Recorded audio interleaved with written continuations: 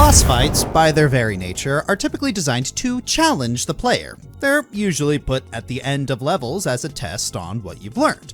Some bosses don't do that.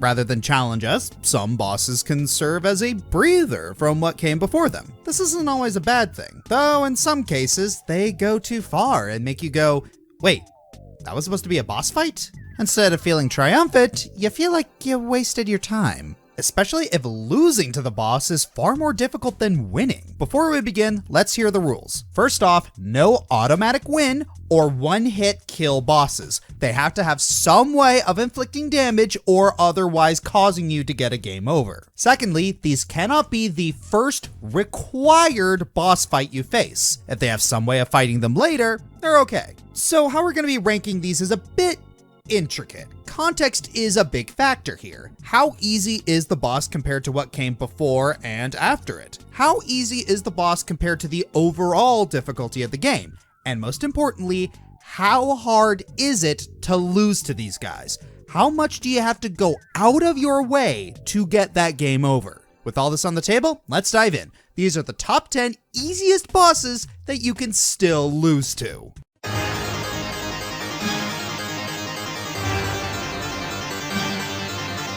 Final bosses in Zelda games always try their best to really keep you on your toes with its challenge. Admittedly, some of them do have really goofy shortcuts, but those tend to lean more towards Easter eggs rather than the intended method of beating the boss. I mean, I can't imagine a Zelda finale that's so deliberately easy it almost feels scripted.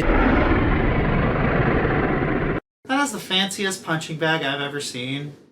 So, after all your hardships across Breath of the Wild, you'd think you'd had everything you need to beat Calamity Ganon. And you're right about that, to an extent. Calamity Ganon himself is moderately challenging as he consistently deals massive damage and requires you to stay sharp, even if you prepared and defeated all the other Ganon blights. As for what comes afterwards though...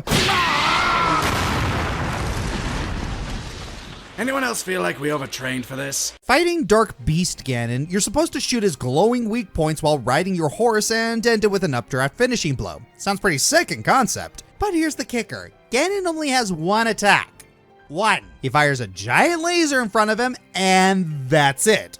Considering you spend most of the fight galloping around him, it's pretty clumsy how he barely did much to guard his sorry hide the whole time. The funniest part is that the fight is actually harder on the horse. It's easier to just plant your feet while attacking and dash under him to switch sides. He's not even gonna try to hurt you. Now, granted, you can lose this fight, but you have to make it an option. Just stand in front of the giant pig, take off your gear, and let him roast you. You can make the pain go faster if you reach this boss with very few upgrades and equipment, but you still gotta get past the legitimately challenging first phase of Calamity Ganon, so if it's your fancy, you can always put in that much hard work to find even the slightest bit of challenge here. It's pretty silly how despite the fun alternate ways you can beat the Zelda final bosses, the most amusing is the one that's shot down by rushed execution. Nintendo sure has a knack for polarizing the difficulty of their hogs. Perfectly balanced, this whole thing should be.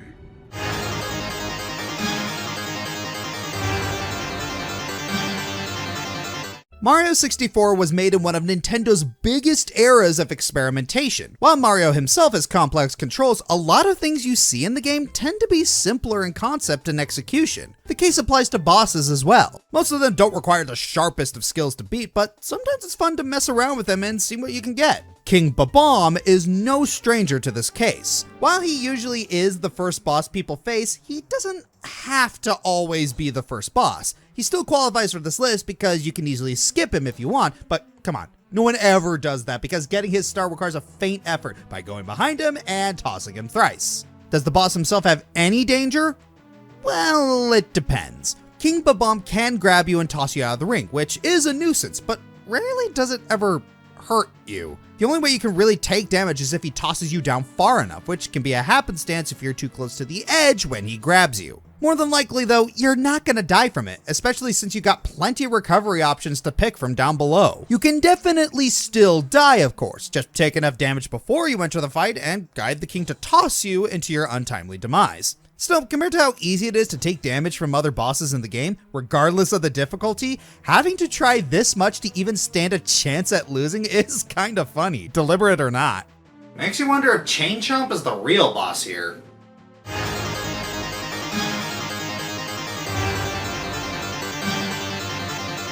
Old King Cole was a grubby old soul, and a grubby old soul was he. He guarded his train, and he promised great pain, and was crushed by Banjo-Kazooie.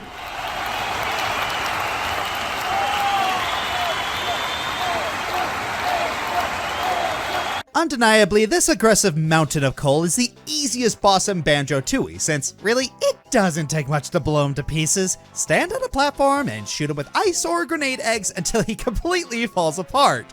Sure, he can turn the floor into lava and step on you if you get too close, but once you're on a raised platform, you're out of the danger zones. That being said, even if you do this, there is still a way to lose to Old King Cole. Once the heat gets turned up, the room starts filling up with toxic gas that slowly eats away at your oxygen. Emphasis on slowly. Once that's all gone, your health gets chipped away bit by bit, and there's a timer to boot. Once your health's down the drain, game over. So really, your biggest obstacle for this level is time. If you don't know what you're doing and you don't hurt him fast enough, either is highly unlikely, you'll end up wasting a lot of time until your number's up. Again, unlikely it'll ever be the case if you hit him hard enough with your projectiles given how much time you got. Really, you have to be at tortoise and the hair levels of cockiness to botch this up. I got this. I probably don't even need to shoot stuff right away. 1 minute, 37 seconds later. What? You mean letting the clock run out didn't work? How did that happen?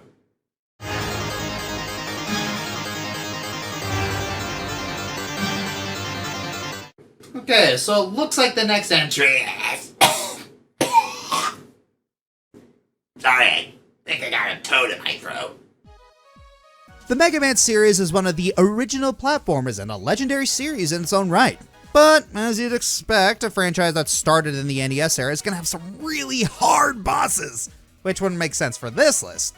Thank goodness there's an exception to every rule. In Mega Man 4, one of the 8 robot masters you fight is a cute little amphibian known as Toadman. Battle Network fans probably have some nightmares about this guy's .exe version, which is annoying to fight. But the original version is anything but. His whole thing is to jump on Mega Man like he's auditioning for Super Mario, and if left alone, he will activate his signature move, Rain Flush, an unavoidable acid rain that does massive damage. But what makes Toadman so easy is how easy he is to stun lock, and how easy it is to come across this accidentally. Before he jumps on you, slide from underneath him and shoot him. If you keep doing this, he will eventually die without using Rain Flush. Heck, Rain Flush can be canceled by shooting him right before he uses it, since he will stop for a second before doing so.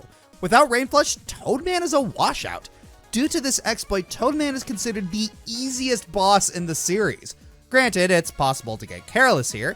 You can mistime the slide and he can jump on you, or if you're unlucky or aren't fast enough, he can use Rain Flush and do a bunch of damage. In Mega Man 4, well, the IV version, and Mega Man for Game Gear, again, not that, Toadman jumps around faster and is more erratic, making him harder to hit and more likely to use Rain Flush too. So those versions of the fight don't work for this list. Either way, Toadman is just an easily exploitable fight that can be fun or a pain depending on how good you are. And let's be honest, he's adorable, warts and all.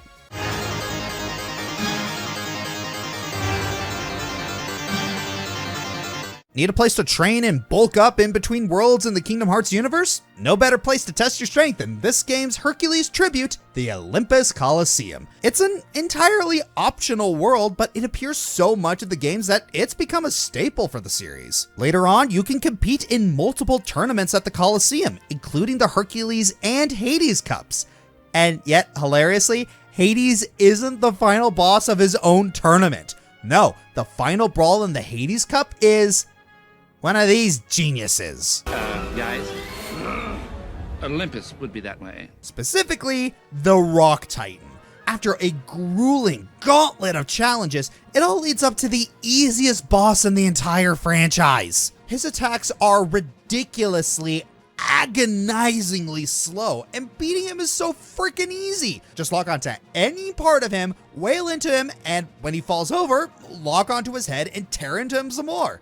The hilarious part, you can actually gain XP as you hit him, like they were trying to make up for what was supposed to be an impossible boss. Except that kind of backfired, so yay, free boosts! However, you shouldn't screw around too much. I mean, the bigger they are, the harder they hurt. No matter how slow Rock Titan's attacks are, if in the unlikely event you do get hit, it can take out a chunk of your health. So you still gotta be quick on your feet and use healing magic sparingly, yada yada yada, but the amount of times you hit him before he can actually land a hit on you, you'll have enough for a cure spell. Funnily enough, you can actually fight him again in Kingdom Hearts 3, and it's a huge upgrade from his embarrassing Colosseum fight. The fight actually feels a lot more cinematic and with bigger grandeur, having to scale the steep cliff and avoid falling rocks before you actually reach the Titan, and you essentially cripple his legs before climbing up the disabled behemoth and wailing into him some more. The stakes feel a lot higher and you actually work for your victory, making you feel a lot more deserved. And come on, for all the problems KH3 had, this was definitely a much needed upgrade.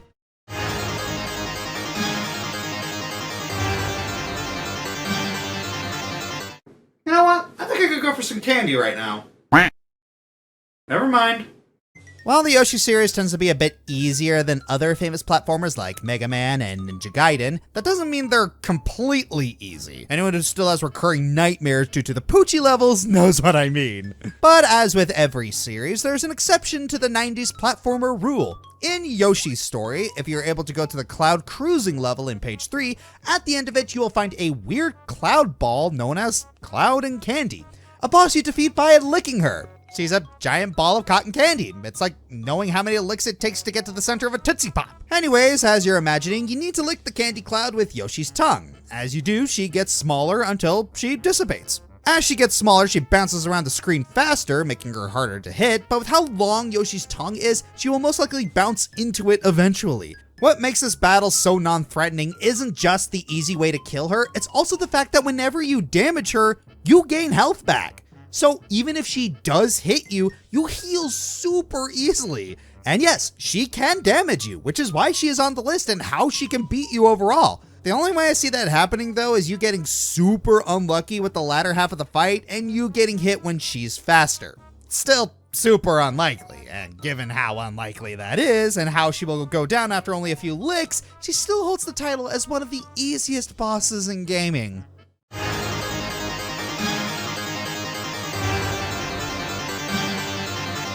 Once upon a time, I mentioned in disappointing final bosses what a complete letdown the final boss in Gears of War 2 was. All that world building and bravado, and you come to a final boss, the Lambent Brumak. And it's nothing. Just hold down a single button to shoot, aim, and that's it. Boom. You did it. Give the boy a prize. You're a winner. However, my highly trained team of scientists found out there is a way to lose to the Brumak, and I'll share that closely guarded secret from you today. And the secret to losing is... nothing. Absolutely nothing. Say what? Yep. In order to lose to the Brumak, you have to literally do nothing. You have to purposely miss. Don't bring down the Hammer of Dawn, no holding buttons, just absolutely nothing. Losing to this guy requires you to have either the aim of a stormtrooper or to purposely sabotage yourself. Basically, the only one in your way is you. I came out deeper than it was supposed to be. Yeah, I'm giving this boss too much credit.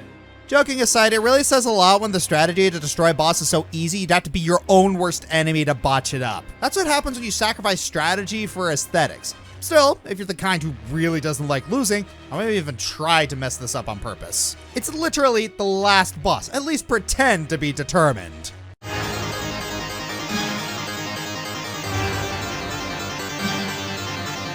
Alright, now we're getting to the bosses where losing is an actual challenge.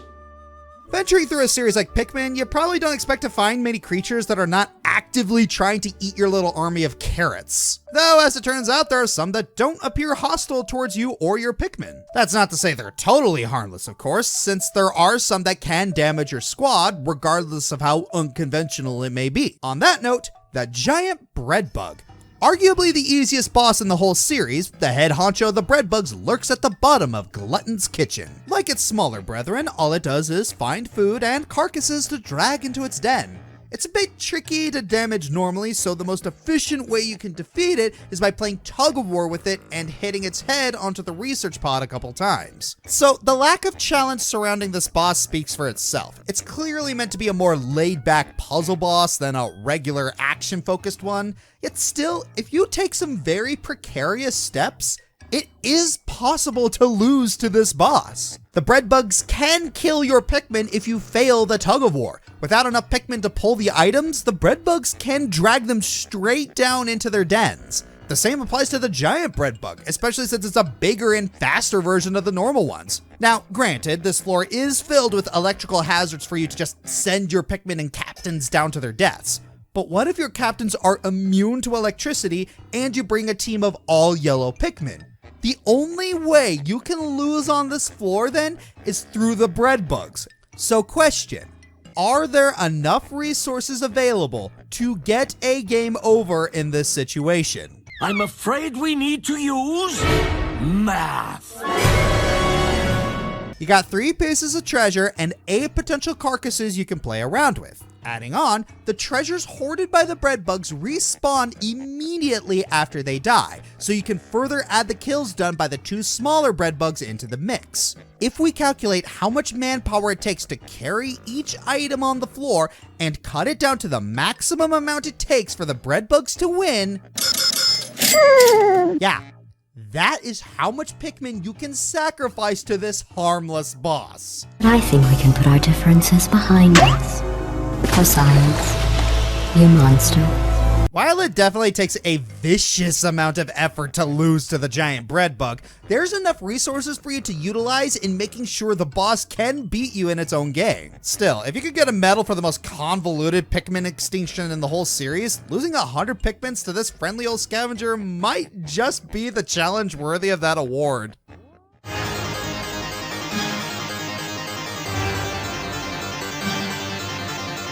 You know, the farther we got down this list, I feel like I have less and less to say about them. I mean, come on, how much more can I say than, this boss is super weak and you can kill him quickly? Well, for the negative man from Mother 3, I can't say that you can kill him quickly. When you're going through the Argilla Pass, you might run into this weird yellow rectangular creature known as Negative Man. And no, he isn't a robot master from Mega Man whose power is depression. He's just a roadblock that takes a while to kill. When you fight him, he wastes turns by repeatedly saying nihilistic statements like, I'm nothing but a worthless protoplasm. Or, Life is but a moment, a meaningless grain of sand. why do I do this to myself? I kind of just want to zone out and chill with this guy with lo-fi music that Napster plays in the background. He does attack occasionally, but he only does 1 damage. So, that's it. The main reason I say he takes a while to kill is because of his high HP. The best way to beat him is to continuously use the tickle stick to lower his defense until you do enough damage to beat him. That said, this battle is extremely difficult to lose. To do so, you need to wait for him to attack you in between his statements and wait long enough for him to slowly kill each party member with his 1 damage attacks. And this is ignoring any healing you can do to prevent it too. Now, any surrounding enemies can help kill you, but we're counting this guy on his own, which we are. He's an absolutely pathetic boss that will almost never kill you unless you wait forever for him to do so. Knowing this, who is the #1 pick? Who is the one boss that is more easy to beat and harder to lose to than Negative Man? Well, I think you guys can think of them.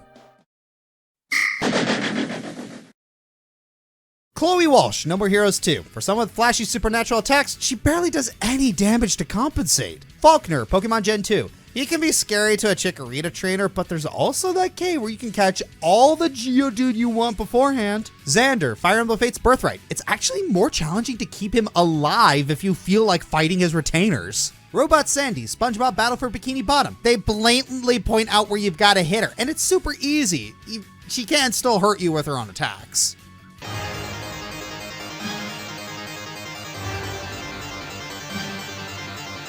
In Final Fantasy X, the people of Spira live in constant fear of Sin. Sin is a colossal beast that mercilessly destroys any civilization that dares to become too advanced. Thus, Spira's people are perpetually stuck in a state of medieval stasis. The only way to stop sin is to send a summoner on a pilgrimage against it.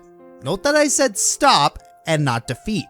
Summoners must sacrifice themselves along with their guardian, but that can only delay the inevitable. Naturally, our protagonist, Tidus, seeks to end the cycle once and for all. Finally, you confront the being responsible for sin respawning, Yu Yevon. Given how much this guy's been built up, you'd expect a tough fight. And at first, it seems like it. Yu Yevon heals himself for 9,999 HP after receiving any damage. His main attack is Gravija, which damages your party for 75% of their HP. So if you've never fought this boss, you might be asking, what the heck is he doing on this list? Let alone at number 1. Well, here's the thing. For one, Gravija cannot kill you. It can reduce you to 1 HP, yes, but rules of math, you can't divide something into 0. Plus, Gravija hits Yu Yevon as well, so as long as you can keep up with damage, you're fine. Now, he does have Ultima, which can kill you, but the kicker, and the reason he's on the list, you have permanent auto life. Every time you die, you'll come back. And auto life cannot be dispelled either. So with that in mind, how do you lose to this guy? Well, there is one way. Petrification. If your entire party is petrified, it counts as a game over. However, petrifying your characters is easier said than done. Unlike some of the other Final Fantasy games, you can't directly inflict petrification through magic. You have Stone Breath and Petrify Grenades instead, and those can't be freely targeted. Instead, you have to add petrification to your weapons, and doing this requires you to farm a ton of the aforementioned Petrify Grenades. In essence, you have to do a lot of preparation and have a very specific strategy to lose. At least with Negative Man, you can just let the surrounding enemies knock you around. Here, you need to go way out of your way. It's the kind of strategy you'd expect to beat a boss, not lose to them. I'm the Fiery Joker, and...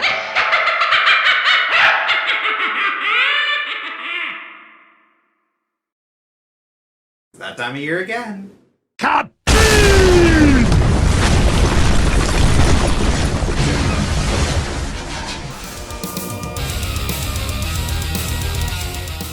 Hey everyone, this is Josh. If you like this video, please like, subscribe, leave a comment, and share the video around. Please check out my other social media like my Twitter, Twitch, and Tumblr. Check out my other channels such as Joshua Burner for reactions and other stuff, Dragon Fighter Gaming for tabletop, and Bob Equestria for cartoons. Consider checking below the video and donating to my Patreon, Streamlabs for my merchandise, or becoming a YouTube member. Thanks for watching.